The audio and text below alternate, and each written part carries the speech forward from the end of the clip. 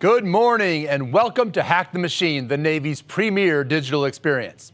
I'm Zach Staples, one of your hosts this week, and we are thrilled to be back at Naval X in Alexandria for our 7th Hack the Machine and our 2nd Virtual Innovation Challenge. And I'm Nicole Mullins, and I'm excited to be back for my 2nd Hack the Machine.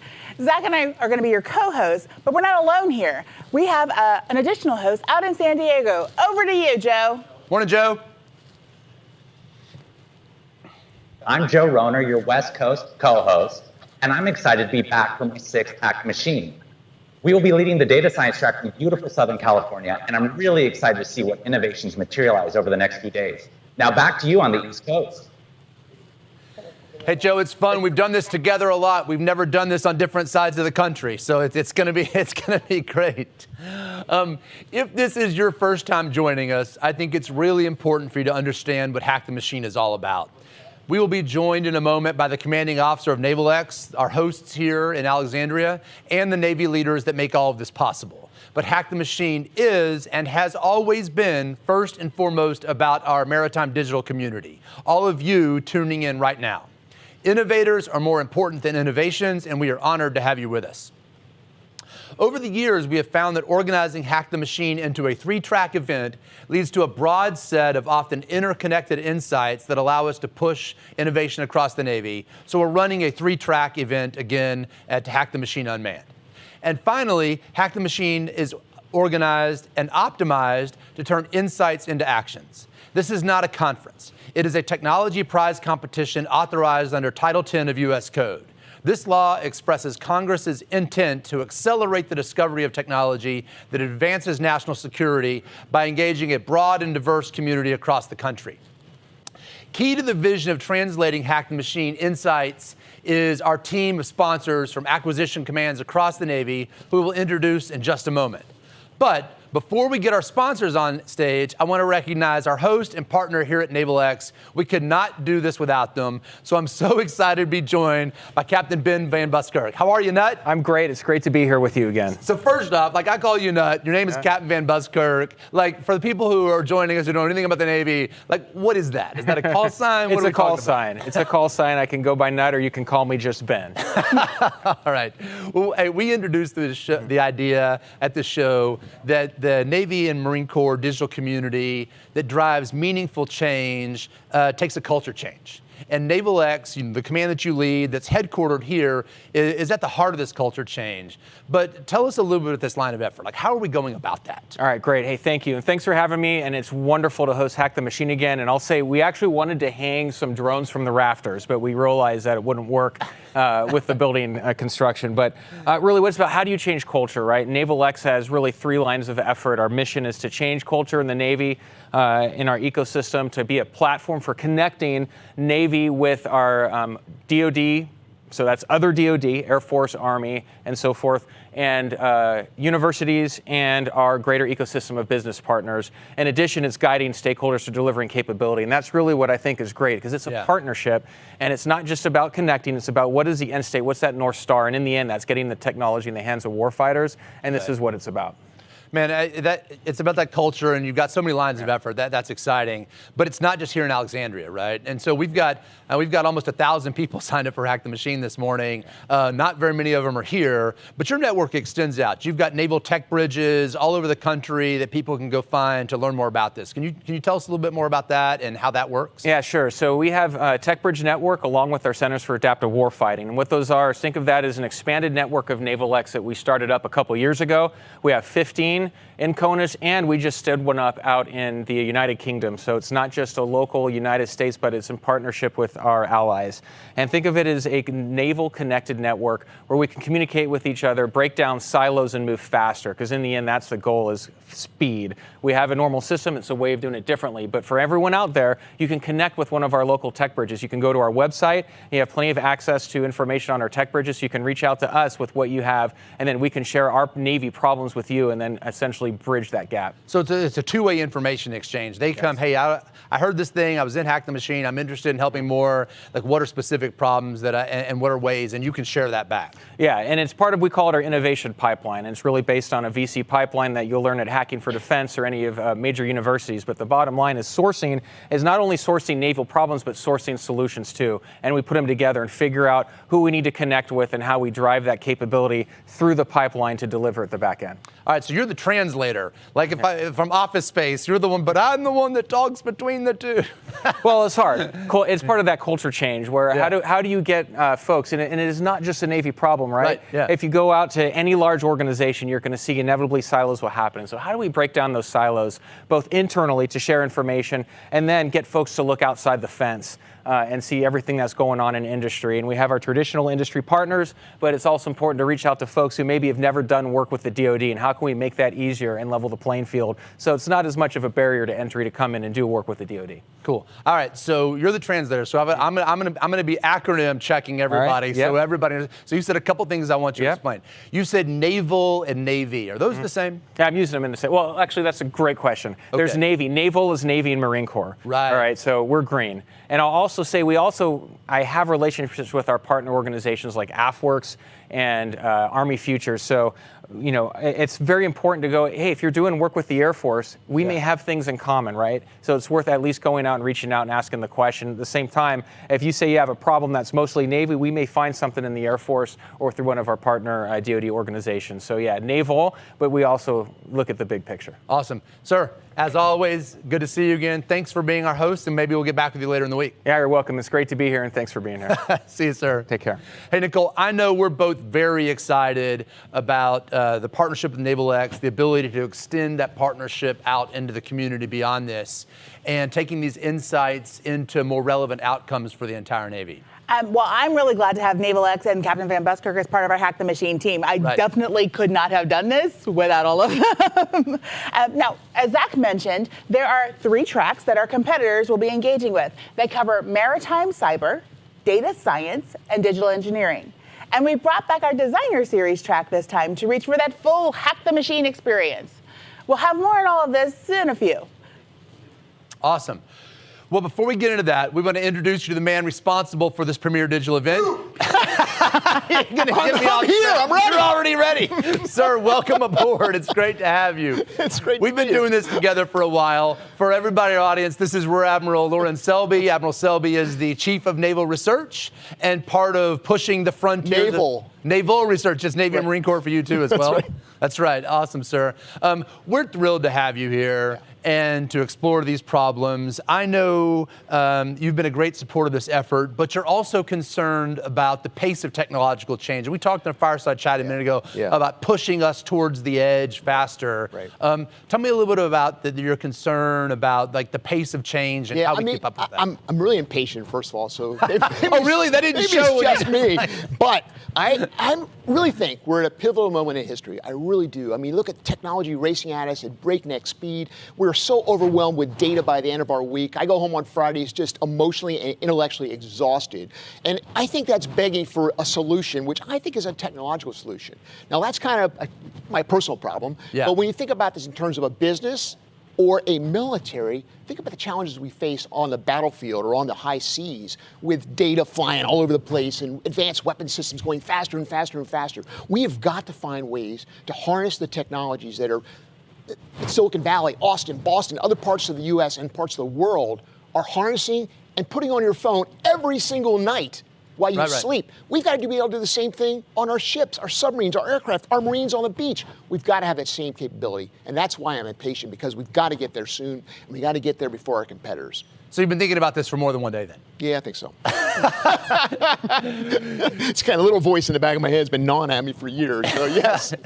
So we're going to kick this. We're going to kick off the event. We're going to get started on this. But I also know that that you're going to be giving a speech tomorrow that lays out a significant portion of that. I'm hoping that when you present your ideas to reimagine naval power, tomorrow, it'll pull this together. But today, can you give us some key insights into the way, you know, as you've joking about it, like thinking about this for years. Yeah, absolutely. But now as the Chief of Naval Research, you have the Science and Technology Organization and the span to make a difference. Yeah, absolutely. Just gonna, like, maybe not just to us, but just to the camera, to share the insights. So to you guys, tomorrow we'll be challenging our nation to reimagine naval power, as Zach just mentioned. This is the centerpiece of the strategy that I am pursuing as the Chief of Naval Research, and it's going to build on a few themes I've observed, and I want to make sure we're crystal clear for our Navy and Marine Corps, but also as a challenge and an invitation for scientists, students, artists, innovators, entrepreneurs, and our existing business partners. Many of you that are watching this right now, the ideas we present will build on a few themes we will explore. First, we have a worldview that we are living in a time of incredible technological change, and we must meet the moment with bold action. Action, it's got to be bold action. Second, we will introduce the idea of a strategic hedge against an alternative future.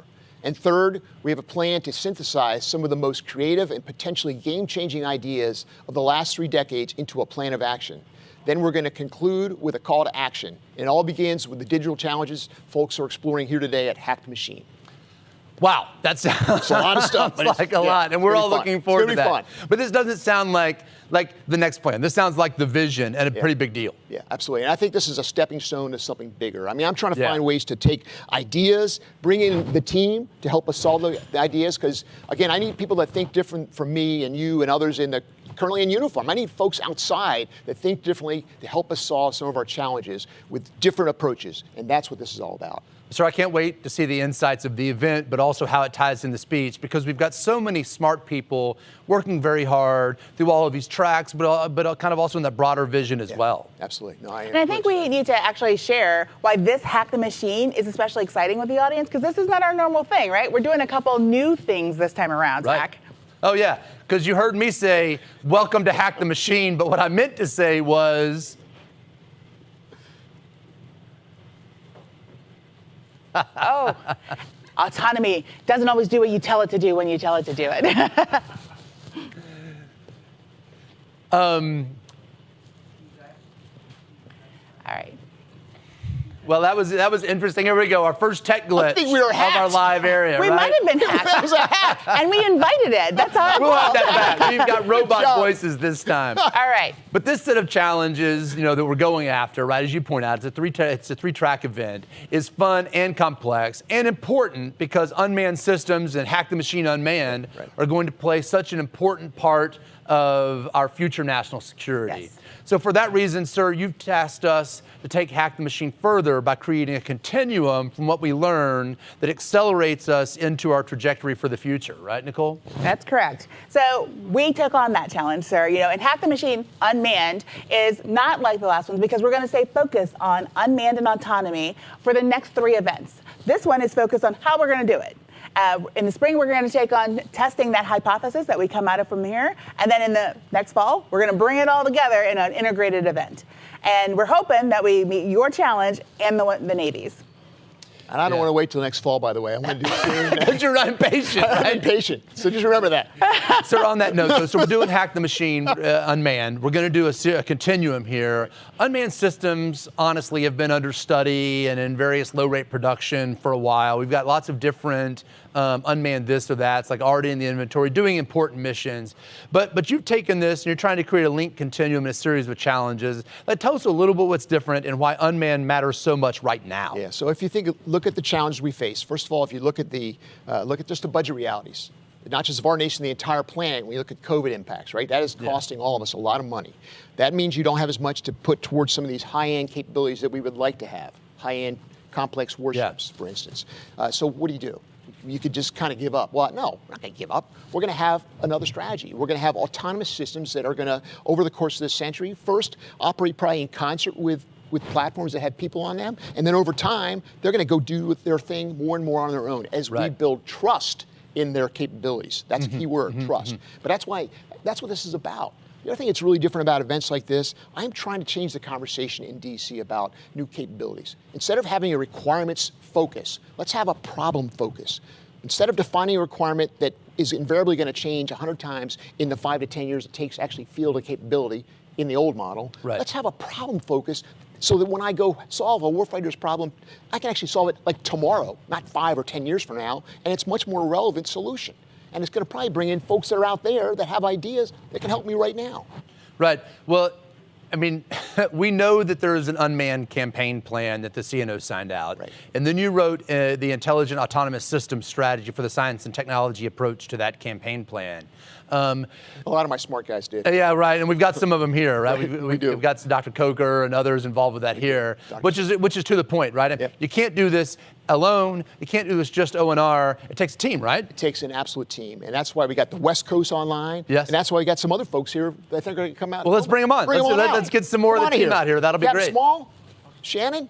So these are part of the team that are going to help us actually achieve this objective. How you doing, sir? Shannon, good to have you on the team. It's our pleasure to welcome Captain Small from PEO USC, which is Unmanned and Small Combatants, and Mr. Shannon Settles from PEO IWS, Integrated Warfare Systems. And out on the West Coast, we have Mr. Mike Carlbaum of PMW 130. Welcome to Hack the Machine. Thank you. Guys, welcome. It's good to have you here. And also out in the West Coast, we'll jump out there to you in a little bit. So, you know, Captain Small, Pete, the first thing I want to do is kind of translate some of these crazy long titles we have for people so they actually understand what we're doing, right? So it's awesome to have such a great representation of all the people necessary to make this happen up here on stage with us. But first to you. You are the major program manager for the Navy's inside the Unmanned and Small Combatants Program Executive Office. But you're actually the guy who's signing more or less signing the checks to go build unmanned systems, at least maritime, surface, and subsurface ones, right? That's correct. So, we talk a lot about technology development here and these events like this, but we are the acquisition arm of the Navy. So we take sight of the technology that's available to us and work with our Pentagon staff to write requirements, and they get the budget.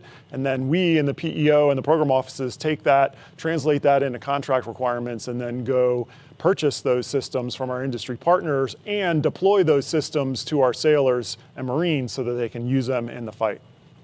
That's pretty exciting. So again, I'm doing acronym checking today. So you said PEO, and and I think that's in your title, Shannon. So we're gonna say this a bunch of times.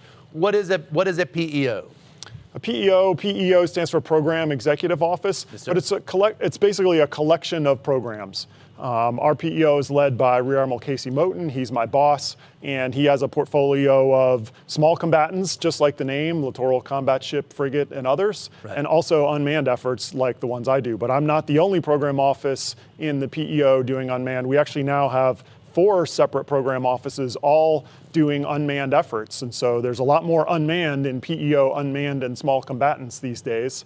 But my portfolio in unmanned maritime systems is exclusively unmanned. And so that's what separates me a little bit from my peers in the PEO, such that I am entirely focused on unmanned systems. That's awesome. The Admiral mentioned something else, and I just want to kind of turn this to you, is we talked about a team, right? And there's a very small set of large defense contractors that have built most of the Navy that we have today. And that's hard. You have to have special facilities and a lot of history and capabilities. But I would imagine the opportunity to build smaller things like we've got hanging behind us here and a lot of things you have in mind, like does that open the door for new people to become part of the Navy family building this? It does, absolutely. And we're going to still need those traditional industry partners to help us develop the systems that have to be interoperable with the rest of the manned Navy. Admiral Selby kind of mentioned that future force where we have manned and unmanned things teamed together. So those defense contractors will remain essential partners there. But we also need new technology, and we're also going to be developing autonomous capabilities as a capability in itself, not just the platforms, but the code and the smarts, the machine learning and artificial intelligence that's fueling and driving those systems. And that's where we're going to have opportunity for new and smaller industry and academic partners to join us in this effort. So we have, Hack the Machine, we can learn about this, but there's actual real opportunity to build a business, win a contract, and be part of the Navy team through what you're doing and the other major program managers that you mentioned. And that's just NAVC. This is happening at NAVAIR and at NAVWAR as well, right? Absolutely. And so what this is also, this is influencing the technology, obviously, but it's also influencing us in the acquisition community on how to write requirements and put out contracts and acquire this technology for broad use, right? We have to transition from just having technology, you kind of mentioned it earlier on, we've been working on this for a long time, the technology development, but now the time is to deploy this stuff to the sailors, put these tools in the sailors and Marines' hands so that they can deploy these in this competition that we're faced with today. And so events like these can not only influence the technology, but the way we acquire that and deploy that at scale. That's awesome. Sir, I mean, Captain Small mentioned the word competition. What you're going to talk about tomorrow has a lot to do with this great power competition idea as well, right? Yeah, absolutely. Absolutely. Talks about the geopolitical situation we're in right now, the challenges we're facing when it comes to fielding complex ships and submarines and aircraft carriers, and how there's got to be an alternate view here, a strategic hedge, right? What's the strategic hedge against those capabilities if we have some challenges there? So we've got to present that. And a lot of what Pete's doing, a lot of what we're trying to do here is going after that very thing. Awesome, sir. That's pretty cool. Well, Shannon, I'm so glad I chose to talk to you. I get Shannon. I've known you for a while, I've known you since we were back at MDA. And so now you are the Deputy Director for IWSC. Now there's a whole long title behind that, System of Systems Integrated Fire Control, which most people here aren't going to know what that means. But I do know that Captain Small is building unmanned platforms at NAVSEA, and your team builds the sensors and the combat systems on those platforms, manned and unmanned, that they have to integrate, right? They have to work together. And so that much change creates a need to model some things so that we can more adaptively modernize them as systems of systems. And you are their sponsor for Track 3, our top model. And what I'd like to understand, I think everyone would like to understand, is how does PEOIWS envision using these models in the program office? Yeah, hey, that's a great question, Nicole, and thanks for having us. The PEO at IWS, we envision using those models to help us deal with that complexity that Admiral Selby so articulated early on in his remarks. I think he hit the nail on the head when he said, hey, we've got more complex systems than we've ever had, and we're just not fighting individual systems, we're fighting systems of systems, like it's in my title, right? This is where my focus has been, and it's not just what we're doing in IWS, it's actually looking out. So when we think about model-based systems engineering, we've been doing this through Hack the Machine for a few years. We're doing it within the program offices. We've had a lot of examples, but we still have the opportunity in front of us to figure out how to interconnect those models in such a way just not to do engineering and solve a problem and throw it away, but to invest, have our people use their expertise, our engineers, our program office, our contractor partners, our industry partners, they can invest in that model and not only at the front end, but use it all the way through the life cycle. So, when Admiral O'Connor says, hey, I want to get after delivering and sustaining lethal capability, I view systems and systems engineering has an essential component through model-based system engineering. That's excellent. And I also know that you guys are looking at that from the beginning of that digital thread, that life cycle from the acquisition start. And that's one of the things we're focused on with Top Model and the requirements end of things. Can you tell me, you just recently set up IWSX and you have your integrated combat system. Isn't MBSE a key part of how ICS is going to work? You're exactly right, Nicole. IWSX is starting, really a fresh look at how we're going to tackle the next combat system, the integrated combat system, in such a way that we can employ using models, right? It's very rarely do you get a chance to work from a clean slate. Yeah. And this is our opportunity to do that and take these ideas, these lessons, as well as these technological advantages in engineering and business and all these things in our program office, invest in it, and let's move forward smartly. That's great, because CNR is really impatient, as we heard. Shannon, I had a follow-up question about that. I've decided my role this time at Hack the Machine is to to ask the question about the acronyms that make it difficult to understand how to do business with us, so people can feel confident about bringing y'all an idea, right? You say combat system. We're talking about, I think I know what we're talking about, and then you can elaborate on it. We're talking about a collection of on-premises servers that run software that compute trajectories and process radar. But really, this is, and I guess this is the question: is this taking a modern data center approach and figuring out how to get it to sea? Is that what we're doing here? I think that's included, but I think we don't want to bound ourselves so strictly to say it's just that, right? Okay. Think of anything, we've got a lot of, we're broadening our environment, our circle of friends here. So our opportunity to think about war fighting or combat systems, it can encompass anything that we bring to bear on a surface, subsurface, air platforms. It allows us to enable that lethal capability, right? PUIWS, we're interested in detect, track, engage. So where there's computer systems, hardware, software, you name it, missiles, we're focused on that. So I would, as one of our top model requirements for track 3 is to think about how we can solve some mission problems with some unique solutions. Well, open up your aperture to see what's out there. Maybe there's some unique ways to solve those through, maybe it's not just hardware, maybe it is a software or a server type solution. I love that. We years ago when we kind of picked the name of this series, we picked Hack the Machine, because we wanted it to be about the integration of like hack, kind of the software side and the physical side with actual hardware and end-to-end systems, not just hack the computer, but think about the whole like end-to-end cyber physical. We were just talking about cyber physical earlier. We were. As the one key. of the other things we're going to talk about tomorrow, Yes, though, sir. really kind of levers off this top model. And one of the things about this novel naval formation that I'm going to propose tomorrow is adaptability and being agility. So it's being agile. And how quickly can you not just maneuver, which is important, but how quickly can you change to the design in the digital landscape and then maybe produce it physically? Maybe it's just software, but how agile can you be to adapt to the adversary, to the business adversary or the warfare adversary? That's another key part of this whole thing going forward, which I'm thinking track 3 is going to tell us a lot. So we've gotten to hear from NAVC, but let's not forget that a lot of this depends on some of our other parts of our Navy. So Mike and Joe, we're really interested in hearing what you're doing out at NAVWAR. Thanks, Nicole. So Mike, you have one of the coolest titles in the Navy. You're the Technical Director for Artificial Intelligence and Machine Learning for the Navy's Cybersecurity Program Office. Can you tell our guests exactly what that means? Yeah, sure, Joe. So not only is it a cool title, but it's actually a really cool job.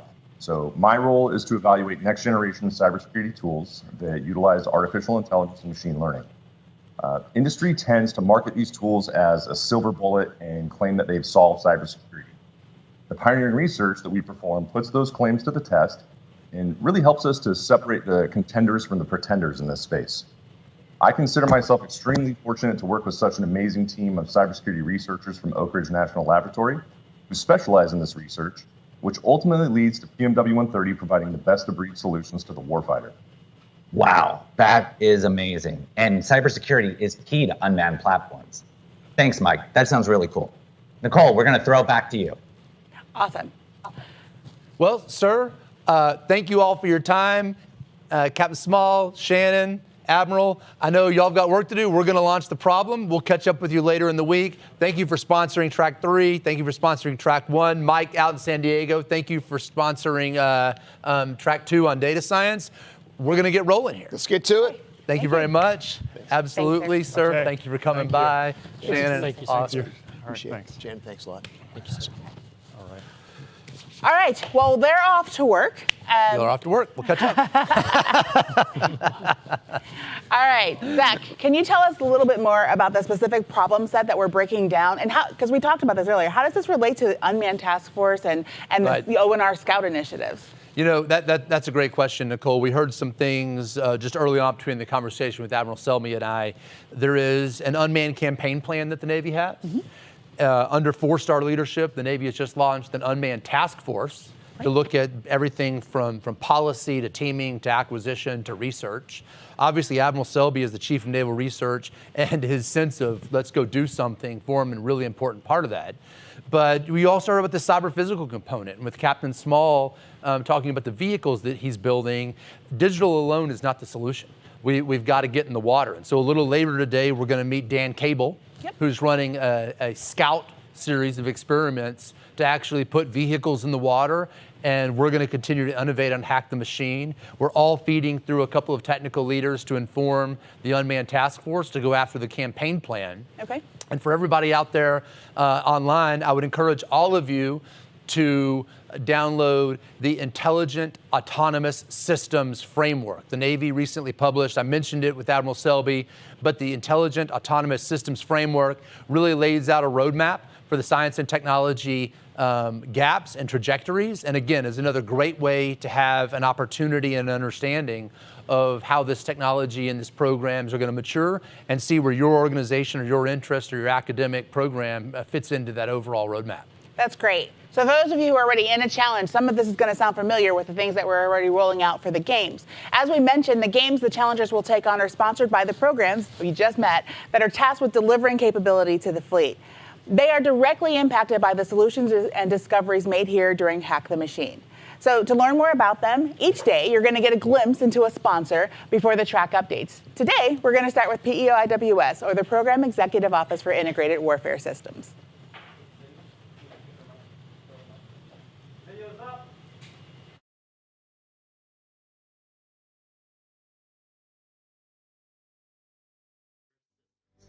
I serve as the Deputy Director for System of Systems Engineering and Integrated Fire Control.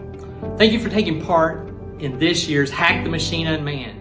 We mean it when we say your ideas help solve the Navy's toughest digital challenges. This event is truly special, and we at PEO-IWS are excited to be part of it. I have no doubt that this format brings a fresh set of perspectives and unique solutions to the challenges we face as we reimagine naval power. Before I leave, I would like to introduce you to something we at IWS are really excited about. It's called The Forge. The Forge is a software factory we are building to get after some of the Navy's toughest challenges with a sense of urgency.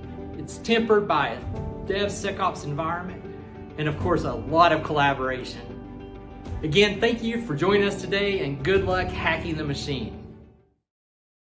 This year, Program Executive Office Integrated Warfare Systems stood up a software factory called The Forge. It provides a virtual cloud-based and on-premise ecosystem to foster agile software development using DevSecOps tools and principles. The Forge is the Navy's first weapon system software factory. Our developers are interacting with the sailors continuously, providing feedback, bringing that feedback back to our team, and then we can actually implement those changes. The Forge will initially focus on upgrades to the user interface and user experience of the Aegis weapon system. Additionally, we will introduce mission planning tools, battle management aids, and foundational infrastructure changes. Our strategy is to establish an enterprise ecosystem that enables PEO-IWS to get warfighters the capabilities they need at speed. The Forge quality assurance concept is continuous everything. Continuous certifications, safety, test, security, and the highest software quality. Partnering with Catalyst Campus here in the University of Maryland Discovery District allows us to take advantage of the industry, academia, and other neighbors we have in the area. It boosts our ability to successfully stand up the ecosystem, and it also helps us to scale our operations footprint as we get high-quality, game-changing capability to more ships and more sailors. I'm proud that there was a group of folks that took it upon themselves to do this. The culture at The Forge is one of innovation, it's one of diversity. They all have the same mission. That mission is to get capability to the fleet in the best way they can, and it's an absolutely wonderful culture to be a part of. Hey, for everyone out there wondering how you can take the knowledge you gain about the Navy and unmanned challenges and software development and cybersecurity and data science and turn this into a contract or a sustained business opportunity, that video from PEO-IWS is a great pathway to consider. I want to pause here and explain this a little bit more. As I said at the very beginning, it's about innovators, not innovations. You heard Rear Admiral Okano, the Program Executive Officer for IWS, mention that. She led off with, was so glad we had people who are willing to do this. This is a people challenge. And Nicole, one of the things that we've realized doing this over and over again, it's the diversity of the teams that come together to compete and hack the machine that yield the best solutions. Absolutely. I mean, we've had everything from teachers and firefighters, people who are still in uniform, entrepreneurs who are a team of one. Yeah. And it's been amazing. And I think that, especially for Unmanned, the complexity that everyone talked about here today, we absolutely need all hands on deck, right? Because we cannot do this. There's too much unknowns.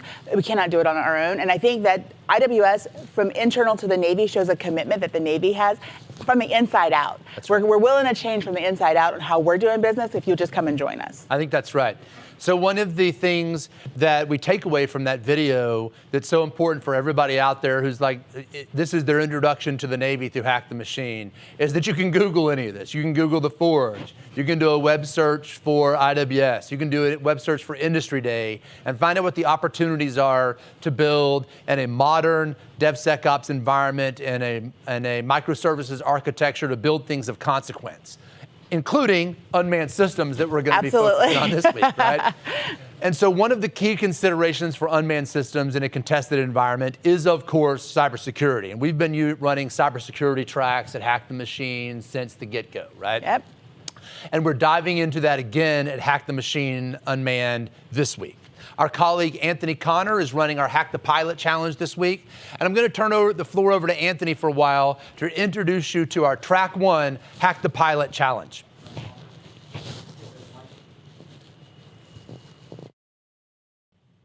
Hi, I'm Anthony Connor, the lead for Track 1 Maritime Cyber Hack the Pilot. Every autonomous system and every unmanned system, like the ones behind us, all the way up to the Navy's autonomous test ship, Sea Hunter, they all have an autopilot system. So we think the fundamental question to ask ourselves at the beginning of this Hack the Machine Unmanned series is simply, what are the types of cyber vulnerabilities that we need to look out for in autopilots? We are also fortunate to be partnered with HackerOne, the leading bug bounty provider for the Department of Defense. HackerOne was with us back in New York when we ran Hack the Machine out of Brooklyn, and they have supported the Department of Defense on a lot of projects.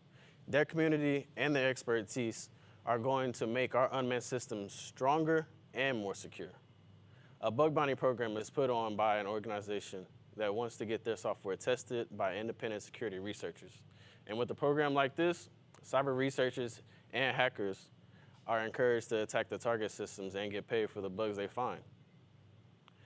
There are so many ethical hackers out there that want to be a part of making systems more secure and the nation less vulnerable. Bug bounty programs are the perfect way for these hackers to play an important role in the evolution towards greater cybersecurity and get paid for their unique expertise. This is the best practice, and in fact, all companies building software should consider incorporating a bug bounty program as part of their software engineering process. Usually, hackers search for vulnerabilities and weaknesses, and after finding the bugs, they have to produce an exploit for these bugs. With a reproducible exploit, they actually disclose the vulnerability to the hosting company for a reward. In our Hack the Machine bug bounty program, we're looking for vulnerabilities that affect the autopilot system or the ground control station. Categories like arbitrary code execution and local privilege escalation may be among those found. So I hope you know what those mean, because we're looking forward to finding out if our hackers will be able to affect the unmanned aerial system. Like, will they be able to cause deviations to its path of travel? Maybe they'll be able to execute an administrative command as a regular user that doesn't have admin privileges. And that's the big picture, right? Now let me share a little bit about how the game is going to be run. In a little while, we're going to go ahead and kick off the challenge and give all of our contestants access to download the autopilot and ground control software. This will be able to spin up these containers in their own machines to start exploring for vulnerabilities. The UAV system has a high-fidelity flight simulator included in software. This way, the contestants can see the impact of their hacks and the simulator while it's in flight. All details for scoring are included in the Track 1 participant guide. So if you don't have the participant guide yet, it's pinned in the Slack channel. Or you can reach out to us and we'll get it right on over to you. When you find a bug, you'll need to submit it through the HackTheMachine.ai website. as detailed in the participant guide, of course. And from there, we'll go through a validation process where we attempt to reproduce the disclosure bug. Scoring will be determined by the effect on either the autopilot system or the ground control station. Now, although points will be awarded to all bugs found, paid bounties only go out to the first participant or the team to find a specific bug. This program here serves the Navy by providing a first set of vulnerabilities to look for in all autopilot systems in the future. And over time, we'll have a routine hardening procedures in place to ensure these risks don't show up in any production systems. Anthony, that's a great overview. But again, I've been joking with everybody else on stage. Like I'm like defining the terms this time so that we can speak a common language with people. Okay, so you said ethical hacking and ethical hackers a couple times in your presentation, and I'm not sure that everybody watching this understands that there even are ethical hackers. So like, tell me a little bit about that. What is that? Right, and so there is a very thin line between ethical hackers and black hat hackers. And you see, the key to ethical hacking is a collaborative disclosure process. In this model, hackers contact the system owner first. And like my involvement on CVE 27662 with Johnson Controls, the hacker and the organization work together to ensure that a patch is in place before the hacker publicly discloses their research. And oftentimes, bug bounty programs are created to grow and foster this sort of collaborative exchange. And through large bug bounty platforms like HackerOne that we're utilizing here this week, talented researchers can make this their full-time job.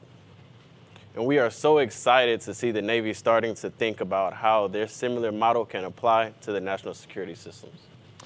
That's pretty exciting. So I want to kind of dive down on a piece of that. So you actually discovered a vulnerability earlier this year. You're right. What was that in? And so that was on our GRACE system earlier this year. It was a security system. And essentially it was an RFID reader developed by Johnson Controls. That had a couple of vulnerabilities in there. So you hacked an access control RFID reader? In layman's terms, yes, that's what I did. So, but then you called Johnson Controls and disclosed that through their process. Right. And what did they do? So in that, they had a couple of calls with me, and we had to mitigate their issues and see how they could solve them. And I worked with them in a collaborative process, and they were able to solidify the patch and push it out to their to all of their people. And so so the way that process ends, so you find something, you collaboratively disclose it, just like the contestants are going to be doing here this week. Right. They go back, Johnson Controls goes back and fixes it, right? And then until then, can you go tell everybody you did this, or is there like a waiting period? So there is a waiting period. Usually you wait between 30 to 90 days, and after it's officially published, then you can disclose it wherever you want publicly. And where is that publication? Where is that published? So that's on the MITRE.org website. You can find that. And even if you want to Google the CVE 2021-27662 with Johnson Controls, you'll find it there as well. That's awesome. And so that's really what we're initiating here. So that's a way that your work as a security researcher made access control and physical security better. Right. And we're really kicking that same thing off here this week for autopilots. Correct. Yes, sir. So that's awesome. Big picture this week. All right, dude, well, we'll see you later. Thank you so much. And we can't wait to hear more about the competitors and who's signing up and how things are going in the first couple days. Exactly. All right. Can't wait. We'll catch you later. Bye. There's another part of this, too, that we want to dive into this week. And it really kind of came out from what you saw up here earlier on the stage with Admiral Selby and Captain Small and Mr. Settles, is that the Navy, the Marine Corps, the whole Department of Defense builds things as platforms right now. And then there's capabilities that need to go across those that help build the system of systems that Shannon was talking about and the formations that Admiral Selby was talking about. So we're actually also running a workshop that we're calling the X1 workshop. Dr. Dave Burke is with us again. Dave, good morning to you, sir. How are you? I'm doing great. Love being back here to support and hack the machine. Good. Okay, so I want to understand this a little bit better, right? There is platforms like the unmanned platforms that Captain Small is building. There's systems of systems concerns like the ones that Shannon is going after. There's formations that Admiral Selby wants. There's AI assisted cybersecurity like the folks out in San Diego told us about. What are you working on? Where's the seam that pulls through all that? So the seam on that is how do we make this all come together and support this formation? So what we're working through is the X1 workshop is pulling together various subject matter experts across all these areas that you had just talked about to tackle some of the hard problems with these particularly long duration UXS missions. I say UXS because that's unmanned air vehicles, unmanned surface vehicles, unmanned underwater vehicles. So you have UAV, USV, and UUV. So together we call that UXV or UXS. And this week the workshop is really focused around how do we establish this collaboration and coordination network for these long duration maritime domain awareness missions.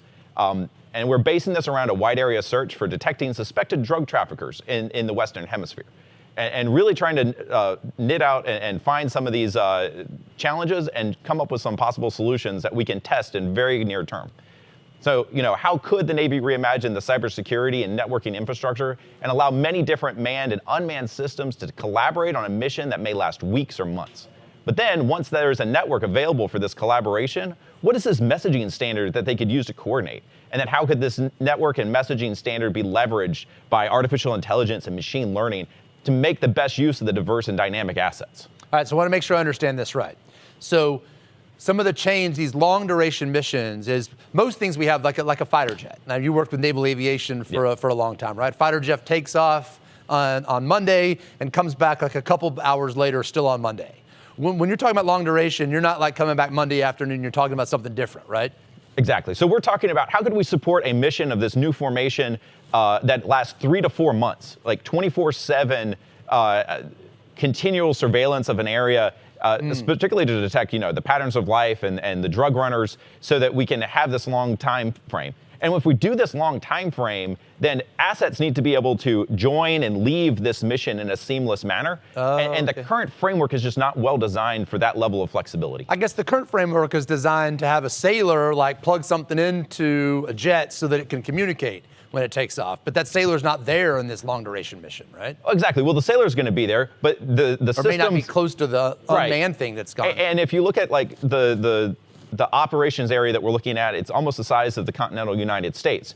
Right. And so you have to have a flexible framework, and we believe there's a bunch of technologies that we can work on and innovate in this environment that could really help us create a much more flexible force package to support that. All right, that's pretty cool. So it's how these things that are coming in and out all the time, what are the concepts behind how we might have a communications architecture that's still secure, despite the fact that it's, you can't plan with who all's there to start with. Exactly. Cybersecurity is a big challenge. We have to do that from a national security perspective, but it can be constraining, right? Yeah. So how can we have something that is secure but also flexible and allows these different assets to join and depart the mission in a fairly seamless way? Mm-hmm. And then how, when they do join, they can join in a way that's efficient and a good use of their time and resources. Cool. This collaboration piece you mentioned also kind of has me asking. So let's say I've got this unmanned underwater vehicle, this UUV here, and let's say 50, 60,000 feet above it, I have an unmanned aerial system, and I've got Ghost here, and let's say it's unmanned, right? At some point, they don't know, these unmanned robotic systems don't know who's going to show up before they all show up. And so there's a question about who are you, what do you do? Is that the collaboration? I mean, that's the first part, right? So when a new asset comes into this environment, into this mission environment, it needs to be able to tell everybody who it is and what its capabilities are. And especially if we're going to try to use artificial intelligence and machine learning techniques to figure out where we should best apply this asset. So that you can say, oh, I know you're a UAV, you're high altitude, and you have this type of sensor, so I'm going to have you do broad area surveillance versus something like a UUV, right, which is going to be tasked to more very specific, more constrained areas for that. So the ability to announce it is important, but also the ability to exchange information.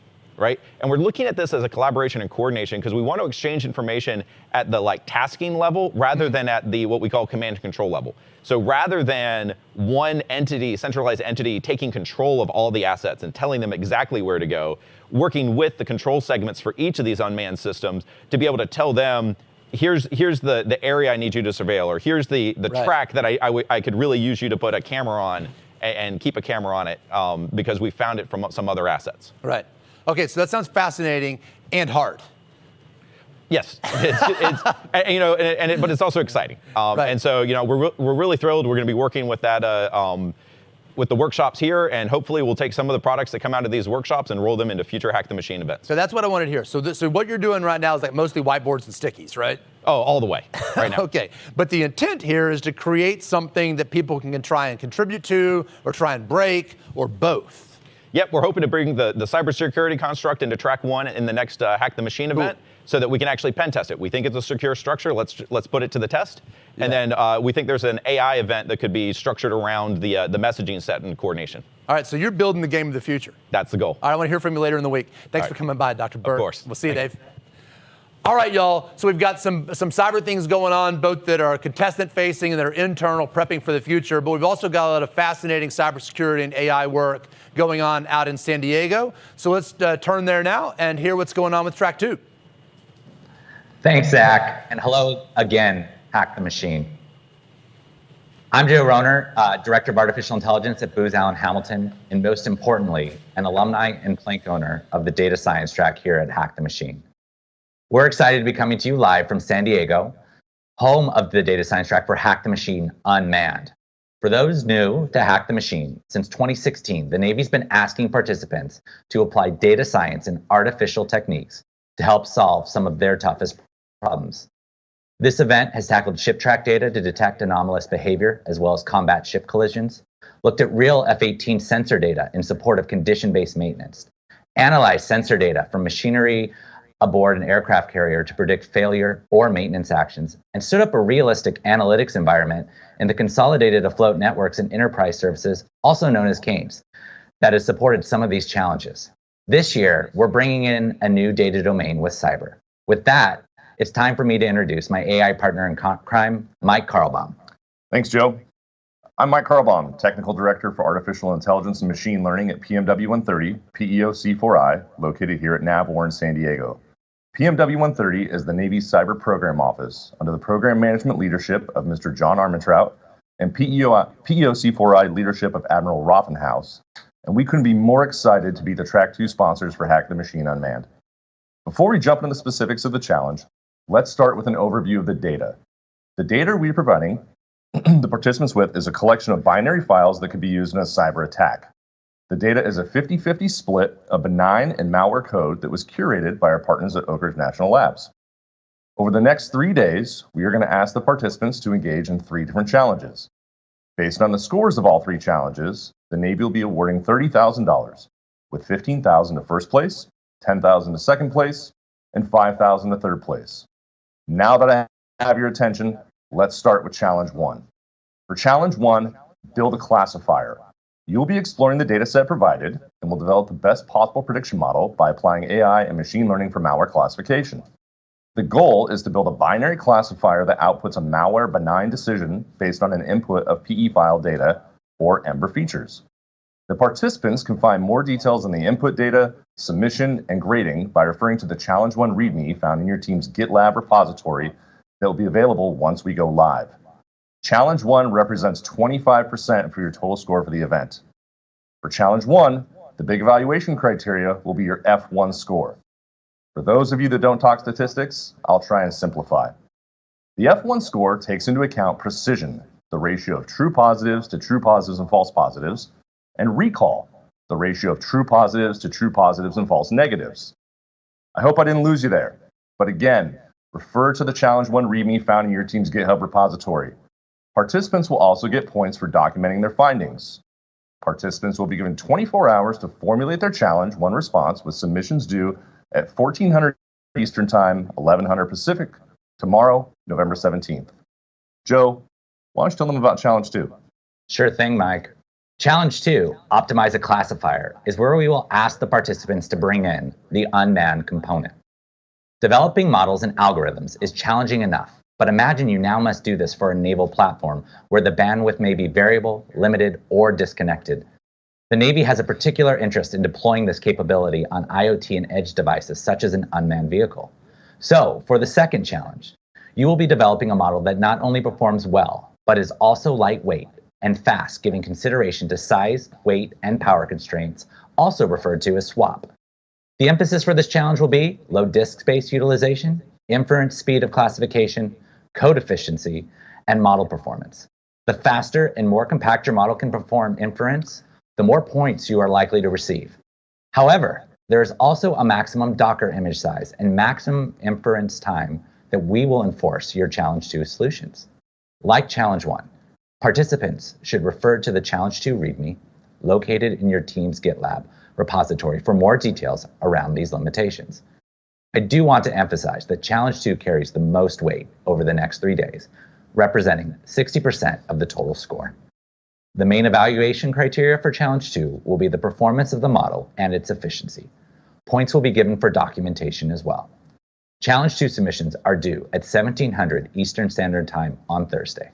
Mike, why don't you tell them about the last part of our challenge? Sure, Joe. Happy to do that. Challenge 3 is all about communicating your results. Not only is it important to create the best model, but also be able to explain your results. After digging into the data and developing classifiers, the third challenge is your chance to wrap up the journey you took into a compelling slideshow story. Participants will be asked to create slides that describe their exploratory data analysis, model performance metrics, and provide visualization. This challenge provides you a chance to describe the creativity and novelty of your solution. It also gives you a place to show off any relevant research you did while preparing your solution. Like Challenge 2, these submissions are due at 1700 Eastern Time on Thursday. On Thursday evening, we have gathered a panel of Navy and industry leaders to review the submissions for scoring. Thinking through everything we just said, that's a lot to accomplish over the next few days. To all the participants out there, we highly encourage you to form a team. Now, let me hand it back to Joe to bring us home. Thanks, Mike. We've gone through a lot, so here's a quick recap. Challenge 1 is asking participants to develop a basic malware classifier. Submissions are due on Wednesday at 1400 Eastern Standard Time. Challenge 2 is challenge participants to think about optimizing the classifier so that it can work in constrained environments, which is all too real for the Navy. Participants will consider size, weight, and power, also known as SWAP. Challenge 3 will ask our participants to explain to a panel of experts their findings and models. Artificial intelligence is amazing, but it's crucial that our practitioners be able to explain their results to leaders and management. Over the course of the week, we'll be coming to you live from San Diego with updates on the competition, as well as panels on a variety of cyber and analytics topics. Last but not least, thank you to the participants. Hack the Machine is the Navy's way of engaging the public for a diverse perspective on their problems. The innovation that will be harvested over the next few days will help shape the way that the Navy attacks some of its biggest problems. On behalf of PMW 130, thank you, Hack the Machine, and we can't wait to see what you submit. Now back to you on the East Coast. Sounds awesome. I can't wait to see what they do with it, out of that game. That sounds amazing, guys. All right. So we have alluded to the digital engineering efforts of many Navy organizations, but let's jump in and learn a little bit more about how exactly we're exploring model-based approaches at Hack the Machine Unmanned. Our colleague, Stacy, is a Navy veteran, and she's running our Track 3 this year. So I'm going to let her introduce the Top Model Challenge.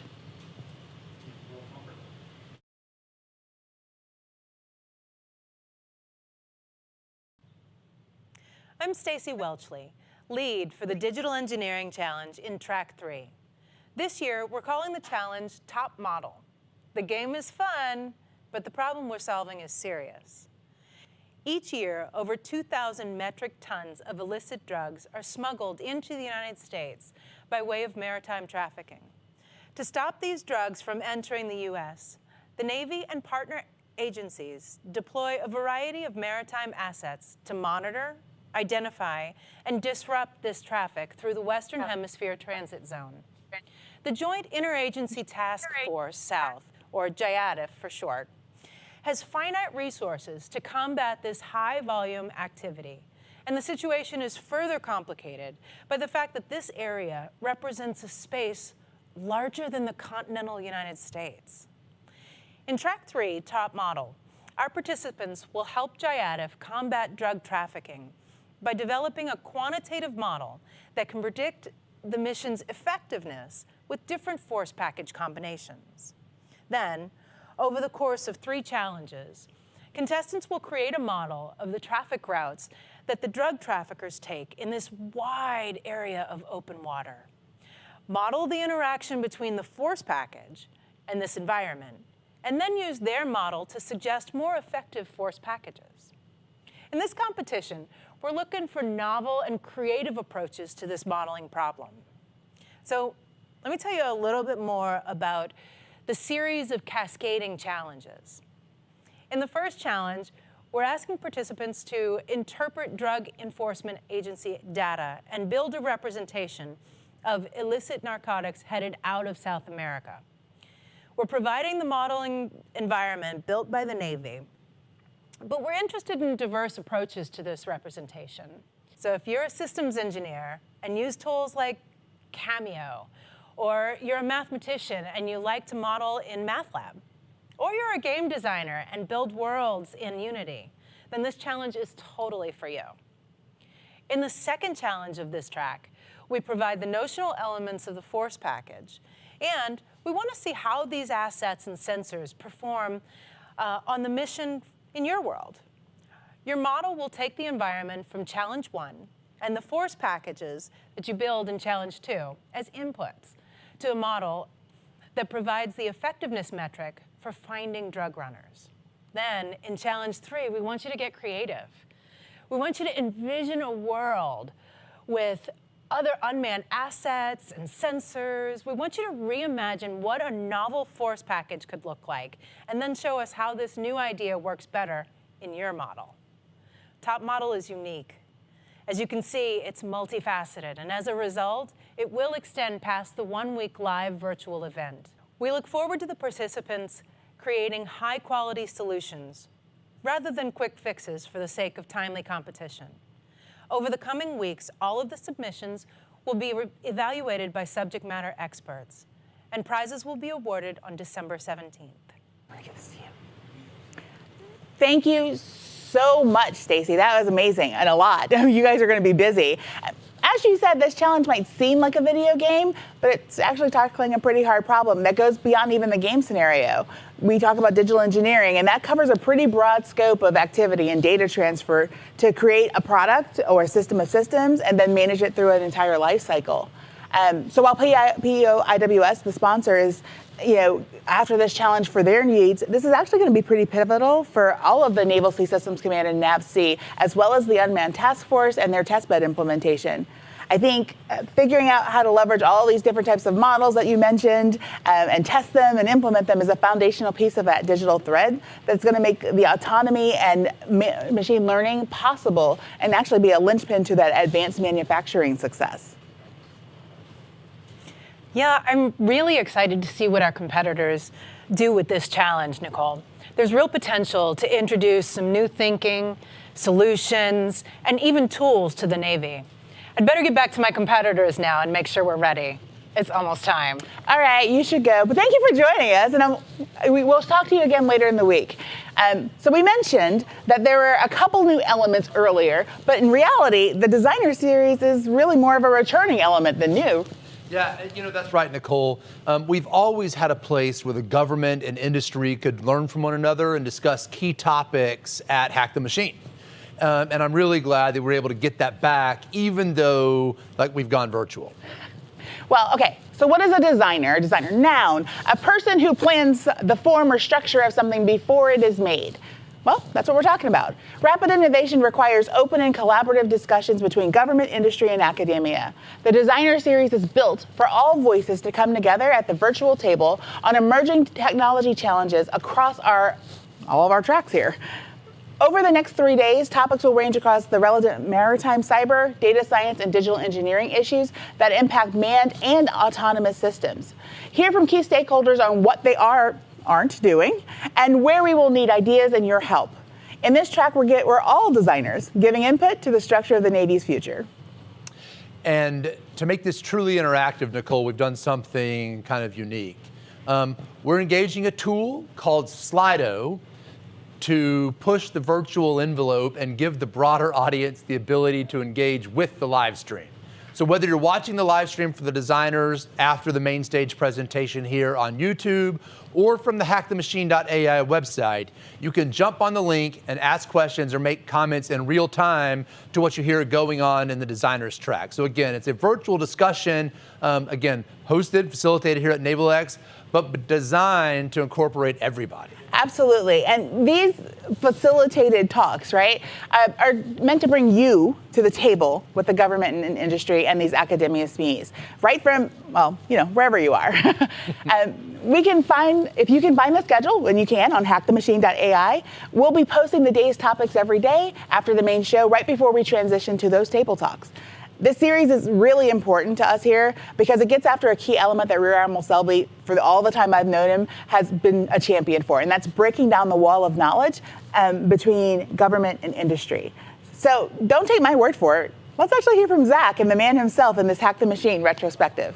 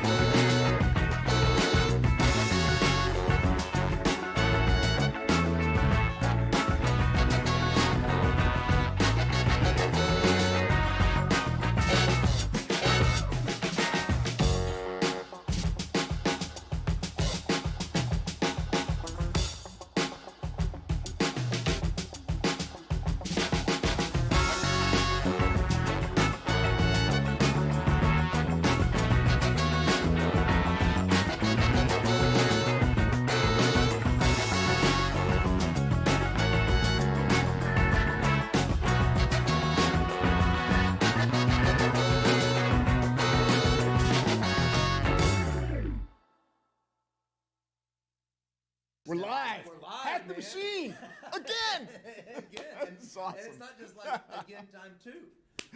This is like number 5. You've done this 5 times, right? Boston, Seattle, New York, Brooklyn, New York.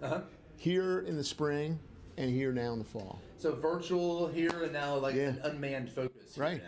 Amazing.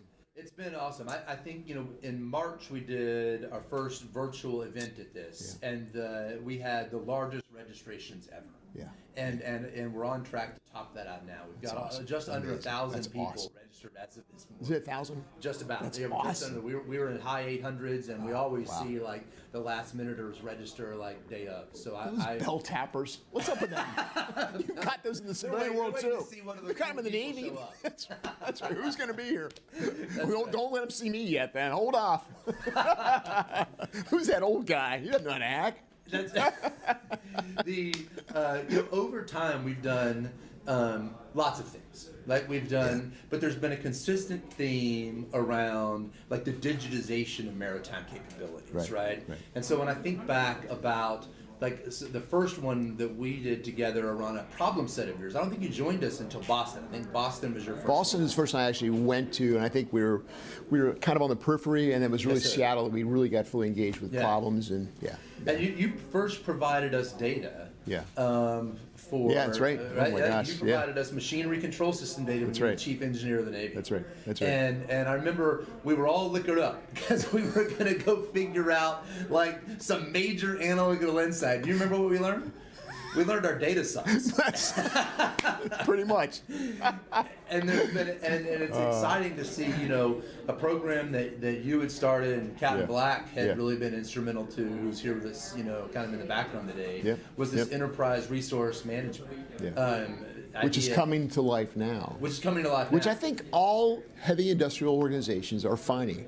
The data that they've been collecting for the last 20, 30 years pretty much is not in a format which is going to actually take us into the digital future. So you've got to get that data house in order, as it were, so you can actually utilize it in a way that you can take advantage of digitization, which is what we're all trying to do. So it's funny. So we hear that, but it's not until you try your own thing. Then you realize, wow, this is hard. One of the old Hack the Machine events that it dawns on you oh no, this is real. We've got to do something about the way we collect, tag, and organize our data. Yeah, we're also proud of us. We all got computers. We're all collecting data.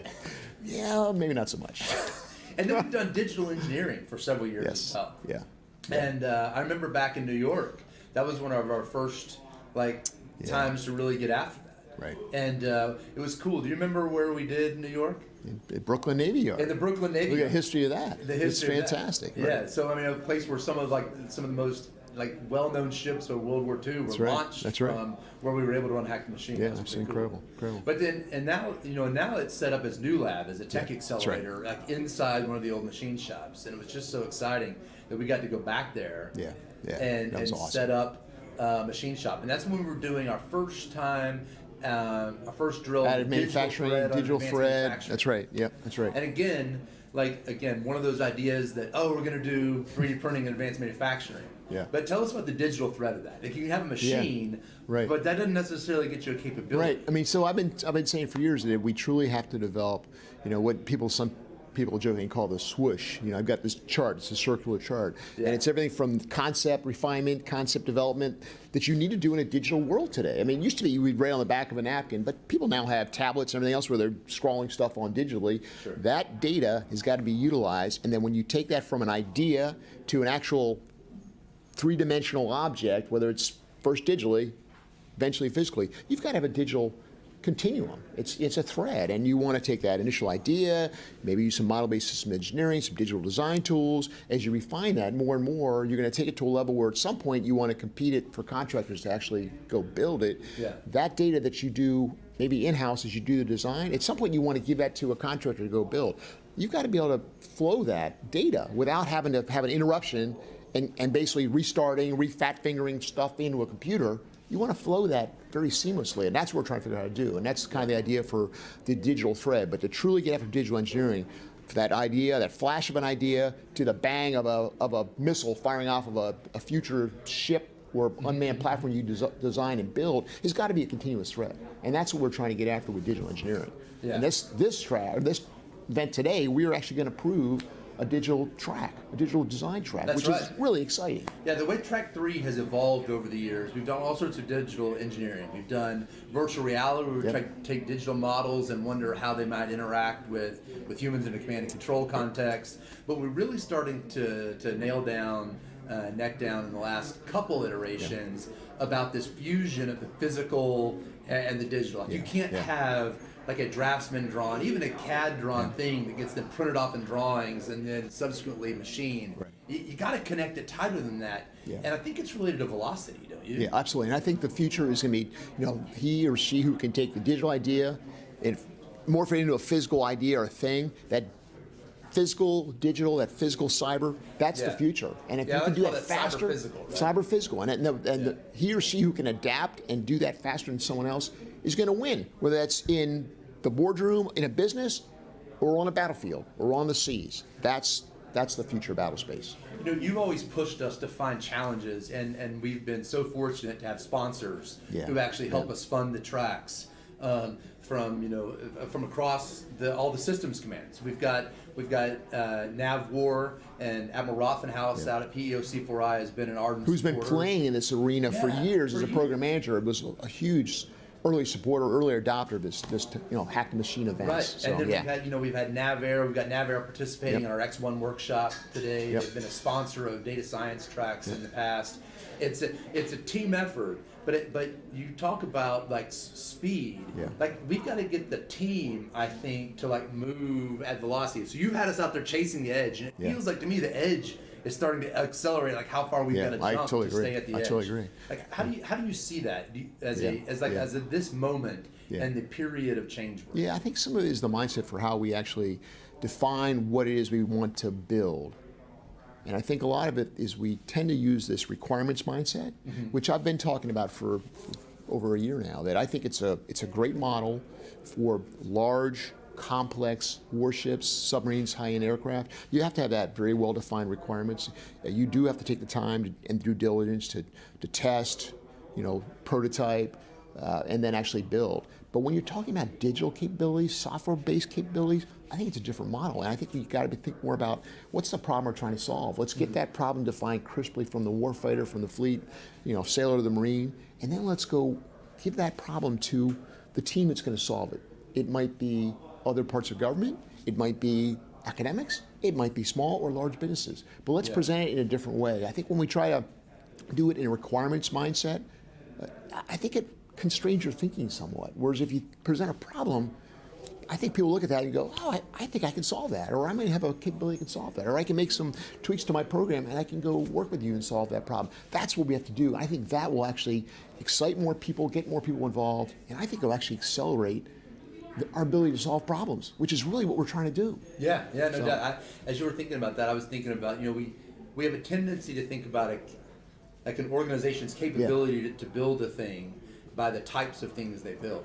Right. And I think one of the key insights we've had over all the Hack the Machine events we've run is that you almost like slice like digitally native capabilities horizontally. Yeah. So we've had financial analysts do great in our data science tracks on Navy maintenance data. Mm-hmm. We've had all different people who are like win like various digital competitions, right. even though they may not have had a lot of domain expertise. Right. But when they paired with Navy scientists, Right. Yeah. and Oh, we yeah. found those Absolutely right. synergistic teams. And that's pairing between the scientist, the warfighter, the engineer, the technician that can help us. That's when the magic happens. I mean, think about the things we've learned from these Hack the Machine events that we never expected. Right. Like last in Brooklyn when that team actually caught a 3D printer on fire. Using programming, not with a match. Yeah. By basically putting in a do loop so it actually just kept sending current through part of the system enough that it actually caught on fire. Who would have ever thought that? I mean, that's why these events are so powerful. You learn something every single time. And that's why you bring all these different folks in with different ways of solving problems, different ways of thinking. Now, the diversity of the teams that you bring to these Hack the Machine events, that's what you have to have. There's power in that diversity, in that thinking. So that is exactly why these events are critically important to the way I'm trying to solve problems for the U.S. Navy and Marine Corps. So I can't wait to see what comes out of this one. I can't either. We're going to learn something. As always. Thanks, Zach. Yes, sir.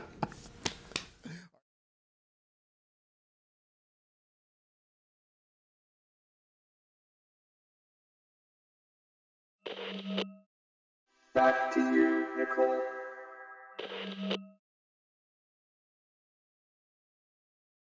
Thank you. Okay.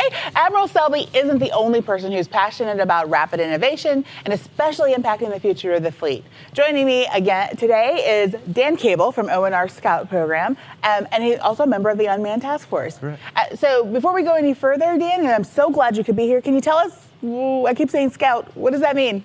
Scout is an innovative approach to experimentation. It's part of the CNR vision of how we discover, explore, learn, and then transition items into the field a little quicker. Scout process is we work with the enterprise, the warfighting community. We discover together, explore together with the industry partners. We do a lot of sprint events along the way, similar to Hack the Machine. There'll be others, and opportunity for things coming out of the Hack the Machine that might be able to go into a sprint event, and then we'll have a mains experimentation event in the July timeframe. Awesome. So I know that you're super excited about doing this and getting after this work. I've gotten to sit with you. So one of the first things I wanted to get your thoughts on is the value of in-water testing. We're all trying to push unmanned systems out as quickly as possible, and we're talking about this on the digital framework at Hack the Machine. And as we're exploring these solutions, you're going after something related, but a little different, right? You're setting up events to get systems and experiments in the water. And so can you explain why the in the water testing is still so important within the digital age? Yes. So one thing that I've learned through my career and process, being from the cold, wet, and dirty, the cold, wet, and dirty community, the warfighting community, doesn't really know what's in the box, but they know how to use the box. The engineering technical community industry partners, they're the ones that build the box, but they don't really know how the box is being used. And that's why we get buttons that are too big or too small on these boxes. So if we can get the family together, the team together, the warfighter, scientists, researcher, technologists, all together, we'll get the right buttons on the boxes that the warfighter can use. It's similar to you test drive a vehicle before you buy it. So we're test driving a lot of technologies. We all learn, we can modify for a better investment for technology to be in the field. Okay, I'm gonna ask you a question that we didn't plan for. You said cold, wet, and dirty, and you're from that. What does that mean? What's your background there? My background, I'm retired from the Naval Special Warfare Community. Okay, there we go. So I was in the field dealing with those boxes that didn't work, that I was banging on a rock, wishing they would work, but it got wet. Got it. All right. Well, all of that makes a lot of sense. And so you talk about the partnering with industry, and that's part of Scout's thing. So how do they partner with you on these types of projects? You know, how do they get in touch with you, Dan, or your team? How do they actually get involved with this work on your side? Sure. We have a commercial solutions opening out on the current effort that we're executing in partnership with the warfighting community. Again, pre-requirement solving operational problems. That's one avenue. The other is being able to contact me or any of the other Scout members on the team, reaching out, and we have government-sponsored programs that will be a part of this as well. So on sam.gov, we have a CSO that's out right now, or they can reach me via my email or phone, or through you and Zach as well. Great. If I get a phone call, I'll call you. Yeah. All right. So this is really important. I think one of the things that we have to talk about is velocity, right? We talk about going fast and CNR is impatient, but we have this leadership here that talks about this compelling sense of urgency. And how do you do that? How do you make that progress for the Navy and the nation quickly in this unmanned space, which is complex and complicated? And then we have to pull it all together. So what do you think, out of your experience, are the key elements to collaborate and accelerate the creation and adoption of unmanned systems across the Navy and Marine Corps? Communication. Communication's key across the board for any team. We say that we're going into a competition phase. Actually, we've been at competition for quite some time. And if we all think about what competition is, it's a team effort. So communication is the first step. Usually it starts with an interview. Understanding what the problem really is that first step. Hence why with the Scout experimentation process, the warfighter is key. Understanding that problem and understanding what those elements are. And then the team, the technologists and scientists and researchers can all come together in partnership and build a better product that will be used.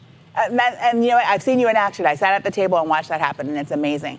All right, so you heard it here first. Well, probably not first, but you definitely heard it here. There's even more exciting engagement happening in the Navy, and at Hack the Machine, we'll be right in the thick of it, right with you. So I thank you so much for being here today, Dan. I hope you have a lot of fun checking out all the behind-the-scenes activity. And we'll actually see you later on a panel. All right, sure. All right. Thank you. Excellent. Thanks, Dan. Now. And now, live from San Diego.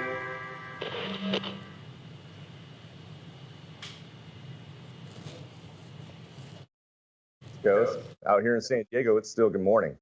I'm Mike Baum, the Technical Director for AI and Machine Learning, and I am the PMW 130 sponsor for Track 2, the Data Science track.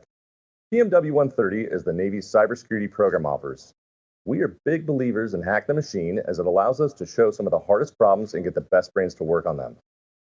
I will be talking about the Data Science Challenge a little later. Right now, I want to tell you about PMW 130 and the important work we perform for the fleet. Our team supports several key areas, such as cryptography, network defense, and data analytics to support ships at sea and bases ashore. As a technical director, we are looking at a few years to plan for tomorrow's threats. Ransomware, insider threat, adversarial machine learning, and malicious code are part of it. And using AI to find cyber threats is a very big part of my day. Let me cue up our first video, an introduction to Navy cybersecurity.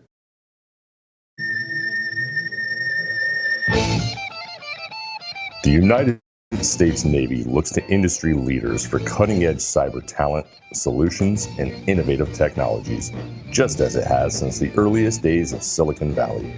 This collaboration between the public and private sector are part of our shared American cyber DNA. The information age has introduced a new kind of warfare, a cognitive cyber war. This asymmetric cyber arena is comprised of espionage, piracy, disinformation, surveillance, tampering, data destruction, and cyber terrorism on a global scale. These attack vectors have increased in such volume and velocity that they have evolved from virtual to lethal for the unprepared. No single entity can fight this battle alone. We are all engaged in defending our freedoms in this cyber war. A recent presidential executive order endorsed many NAVOR efforts to predict, detect, protect, analyze, defend, and respond to cyber attacks. If offensive cyber operations is about system access, defensive cyber operations is all about data. The data we defend and the data we use to defend our system. The United States Navy is changing the rules of engagement through rapid deployment of cutting-edge technology innovations to stay ahead of harm. Wise investments in cutting-edge technologies leads to solutions that deliver improved performance and responsiveness for the warfighter. These investments are aligned with the United States Navy's maritime strategy and ultimately lead to command of the sea. PMW-130's mission is to enable information warfare through the implementation of a fully integrated architecture that provides confidentiality, integrity, and availability of capabilities through the innovative acquisition of maritime cybersecurity products. The data analytic fabric ingests sensor and contextual data for globally distributed processing to provide commanders with the insight they need to achieve information superiority, anytime, anywhere. Our layered approach to cyber defense is integral to our operational architecture and the joint all-domain command and control. Our community engagements include small business innovation requests, assessment of advanced cyber technologies via prize challenges, cyber war games, and public-private partnerships. The Navy's Cybersecurity Program Office provides secure solutions from seabed to space. We rise to the cyber challenge together, today and for whatever the future may bring.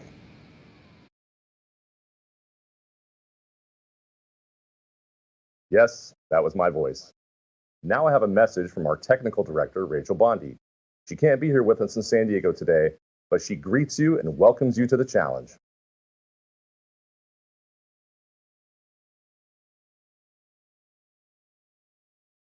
What does it mean to solve operational challenges in defensive cyber operations? The PMW-130 team, heading the Navy's Cybersecurity Program Office, faces these challenges daily. Our team's purpose is to detect, protect, and analyze cyber threats. How do we accomplish our mission to stay ahead of harm? PMW-130 provides cyber analytics, cryptographic, network, and host-based security systems that enable the cyber defense experience of our leaders, analysts, and warfighters. What's the purpose of the programs that PMW-130 operates? Well, oversimplified, we care about tag, hide, and seek. What I mean by tag is that our use case is unique because we operate in a DDoS environment of denied, disrupted, intermittent, limited bandwidth. This means that we might not be able to reach out easily or be reached. So we need to keep that in mind when designing technology capabilities that work with or without network support. We provide multiple ways to hide data at rest and data in motion, including Navy cryptography, key management, KGV, 11M, and public key infrastructure, PKI, for shore, ship, submarines, and satellites. Our programs focus on seek as well, including hunting, exploitations, and attacks to proactively pursue defensive cyber operations. These network security and analytics solutions include computer network defense, network defensive cyber operations, vulnerability remediations, asset management, counter insider threat capability, Navy cyber situational awareness, readiness, analytics, and visualizations, and cross-domain solution support from unclassified through general service to TSSCI, top secret, sensitive, compartmentalized information. These use defensive data, situational awareness to defend our critical enterprise and tactical warfighter data and communications. At PMW-130, we get product out the door, #GPOD. The fleet is job one, delivering cyber service experience from innovating the new, to breaking barriers to speed, but keeping our commitments. Our mission enables information warfare confidentiality, integrity, and availability over the entire solution lifecycle.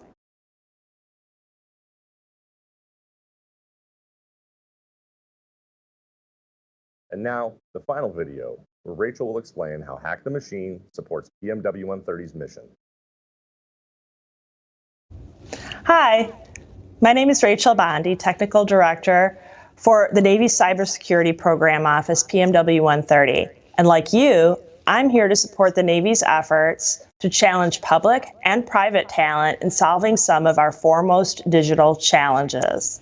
Our mission this week: to collaborate, to get something done, and to win valuable monetary and contract prizes. So whether your motivation is to be a cyber authority for the freedom financial gains enable, you aspire to share the prestige of a team win, or assure a stable tomorrow, we welcome you to the 2021 Hack the Machine Unmanned.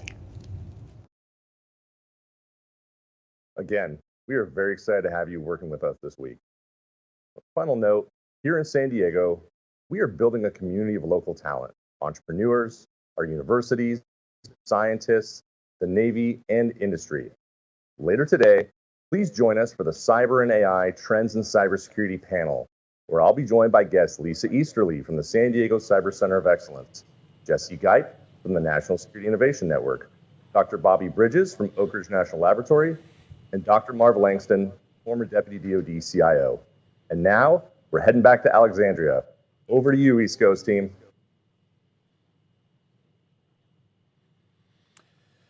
Mike, Rachel, that was great. We're excited, and I love the way that you've got the track structure. The incentives are inspiring. It's important. It's fun. And it's a great game structure. So nice job, and I can't wait to hear how things are going in the track update tomorrow. Outstanding. Thanks, Zach. All right, folks. Well, the time is now. The teams are assembled. The problems are about and run. We've got almost 1,000 people ready to go on the problems. I can't wait to see what our hackers are going to do in Hack the Pilot. We've got folks running the problem that you just heard about from Mike and his team out in San Diego in data science. We've got another amazing competition going in top model. So what are you waiting for? Let's go hack the machine. If you're not here to participate and you're here to kind of understand the Navy's problem set more, we've got the designer series that Nicole talked about. So if you'll stay with us for a little bit longer and you want to see that, we'll be kicking over to the designer series on the live stream. If you're a competitor, hop on Slack, start talking to the people running the problem, and let's go do it. Let's hack the machine, folks, and we'll see you back here tomorrow at 11 a.m. Eastern.